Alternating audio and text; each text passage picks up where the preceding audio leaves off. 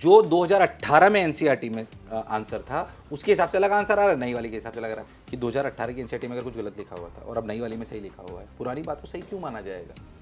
बहुत सारे इंटेलिजेंट बच्चे ऐसे होते हैं जो सारी एनसीईआरटी पढ़ते हैं। अगर कोई इंटेलिजेंट बच्चा होगा तो उसने तो अटेम्प्ट ही नहीं करा होगा कंफ्यूज होकर, उसको तो नंबर मिले ही नहीं। ऐसे 44 बच्चे टॉपर हैं जिनको ये 5 नंबर 4 नंबर बोनस के रूप में मिले। जिसने पढ़ा और जिसको लगा कि दोनों सही हैं, वो उसने अटेम्प्ट नहीं करा क्योंकि सिंगल करेक्ट होता है, कंफ्यूजन होता है तो बच्चा छोड़ देते हैं। हम भी उनको क्लासों में यही सिखाते हैं। 500 फिजिक्स वाले सवाल में क्या हुआ था?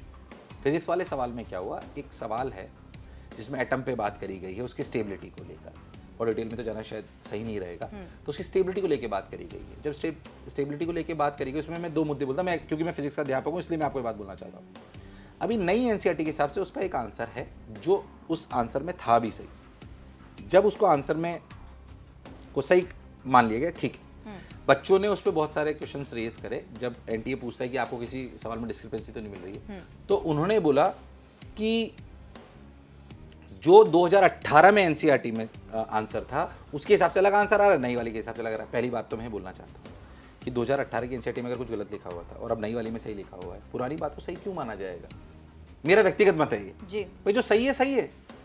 हमने पहले रदरफोर्ड मॉडल पढ़ा, उसके पहले थॉमसन मॉडल पढ़ा, जो सही आता है हम पुराने को पढ़ते हैं इस बात को लेके, ठीक है भाई, बट नई जो चीज सही है माना तो उसे सही जाएगा। अच्छा ठीक है, चलो आपने दोनों ऑप्शन सही भी कर ली कि चलिए बी भी सही है और सी भी सही। जिसने बी लगाया उसको भी 4 नंबर मिले और जिसने सी लगाया उसने भी 4 नंबर मिले। बहुत सारे इंटेलिजेंट बच्चे ऐसे होते हैं जो सारी एनसीईआरटी पढ़ते हैं। अगर कोई इंटेलिजेंट बच्चा होगा तो उसने तो अटेम्प्ट ही नहीं करा होगा कंफ्यूज होकर, उसको तो नंबर मिले ही नहीं। ऐसे 44 बच्चे टॉपर हैं जिनको ये 5 नंबर 4 नंबर बोनस के रूप में मिले। मेरा व्यक्तिगत मत था कि इस सवाल में भी इनको पूरे सवाल को हटाकर बोनस ही कर देना चाहिए। अच्छा एक बात समझिए, बोनस कितना? Bonus 4 number. मतलब इस सवाल को हटा दिया जाए। आप ऐसा समझ लीजिए कि 4 नंबर तो सबको मिल गए, इस सवाल को हटा देना चाहिए, तो बराबरी हो जाती। हाँ, तो बराबरी हो जाती। जिसने अटेम्प्ट करा उसी को क्यों जी, जिसने पढ़ा और जिसको लगा कि दोनों सही हैं, वो उसने अटेम्प्ट नहीं करा क्योंकि सिंगल करेक्ट होता है, कंफ्यूजन होता है तो बच्चा छोड़ देते हैं। हम भी उनको क्लासों में यही सिखाते हैं। मैं एज अध्यापक आपको बोलूं तो बच्चों को बोलता कि अगर 2 सही लग रहे हो ना तो छोड़ देना। अच्छा, हम खुद बोलते हैं इस बात को, क्यों छोड़ देना? क्योंकि ये बोनस हो जाएगा, ठीक, क्योंकि ऐसा ही होता है।